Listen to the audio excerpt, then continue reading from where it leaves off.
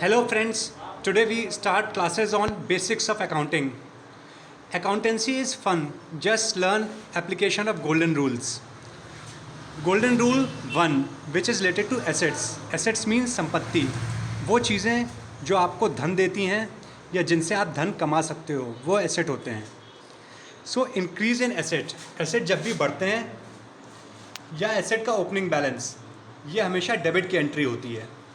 Increase in asset opening balance debit की entry होती है. Decrease in asset closing balance of asset ये credit की एंट्री होती है.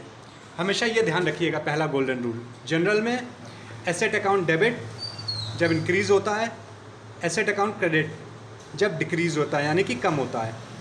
उसी तरह लेजर में ओपनिंग बैलेंस डेबिट साइड है, ये देखिए आप, डेबिट साइड, इंक्रीज़ भी डेबिट साइड. वहीं डिक्रीज़ इन एसेट और क्लोजिंग बैलेंस ये आपका क्रेडिट साइड है. तो ये है आपका rule 1. Next rule is related to liabilities. Rule 2 is related to liabilities and capital. Liabilities means जो आपको बाहर वालों को पैसा देना है. कैपिटल मीन्स व्यापार की अपनी पूंजी. पार्टनरशिप फर्म है तो पार्टनर्स की कैपिटल, कंपनी है तो शेयर कैपिटल. जब भी लायबिलिटी या कैपिटल बढ़ती है या opening balance of liability and capital वो क्रेडिट में एंट्री होती है. वहीं लायबिलिटी या कैपिटल कम होती है या closing balance of liability and capital वो डेबिट की एंट्री होती है. ये जनरल एंट्री. कैपिटल लायबिलिटी ये डिक्रीज़ हो रहा है तो डेबिट, कैपिटल लायबिलिटी इंक्रीज़ हो रहा है तो क्रेडिट. ये इसकी जनरल एंट्री है. अब लेजर में ओपनिंग बैलेंस क्रेडिट साइड है, ये देखिए क्रेडिट, और increase in liability and capital ये भी क्रेडिट होता है. हमेशा ध्यान रखिएगा लेजर का टोटल क्रेडिट साइड का और डेबिट साइड का बराबर होंगे. Closing balance debit side liability capital का और डिक्रीज इन लायबिलिटी कैपिटल ये भी डेबिट साइड.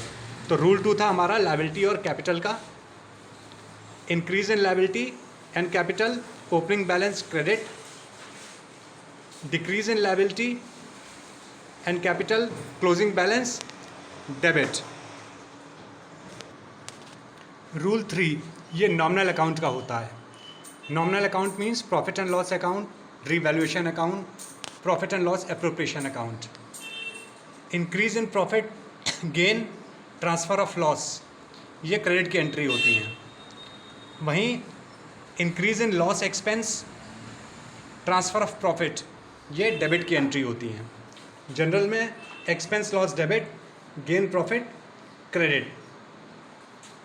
लेजर में नॉमिनल अकाउंट के एक्सपेंस और लॉस डेबिट साइड आते हैं, ट्रांसफ़र ऑफ प्रॉफिट ये भी डेबिट साइड आता है. वहीं इनकम और गेन ये क्रेडिट साइड आते हैं, ट्रांसफ़र ऑफ लॉस ये भी क्रेडिट साइड आता है. ट्रांसफ़र ऑफ लॉस मीन्स आप लॉस कम कर रहे हो, वहीं transfer of profit means profit आप हटा रहे हो तो कम हो रहे हैं. हर अकाउंट की तरह नॉमिनल अकाउंट में भी जो लेजर का टोटल बराबर होना चाहिए. Again rule 3, nominal account profit and loss revaluation account, increase in profit, transfer of loss ये क्रेडिट की एंट्री होती है. Increase in loss expense, transfer of profit ये डेबिट की एंट्री होती है.